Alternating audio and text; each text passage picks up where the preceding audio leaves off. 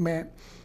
سعودی عرب کی شمولیت اور چین کا خیر مقدم، یہ انتہائی اس کے دو پہلو پہ انہوں نے بات کی لون صاحب نے۔ ایک اس کا جو معاشی پہلو ہے کہ ہمیں کیا فائدہ ہوگا، اور دوسرا اس کے سیاسی پہلو کہ سعودی عرب کے ساتھ جو ہمارے ریلیشن شپ ہیں، جو تعلقات ہیں، ان میں بہتری آئے گی، ان میں اضافہ ہوگا۔ سعودی عرب نے ہر مشکل وقت میں پاکستان کا ساتھ دیا ہے۔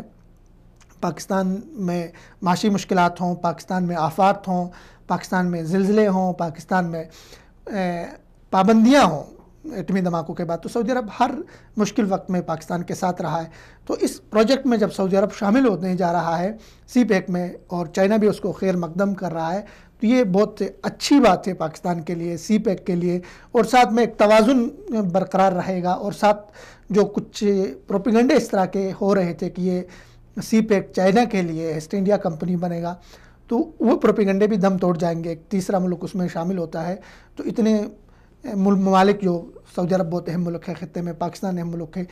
دوسرے تیسرے ممالک بھی اسی طرح سی پیک میں شامل ہوں گے، تو کسی کو سی پیک کو، گوادر کو ایسٹ انڈیا کمپنی بنانے کی ہمت نہیں ہوگی، اور وہ پروپیگنڈے بھی اپنے طور پہ دم توڑ جائیں گے۔ یہاں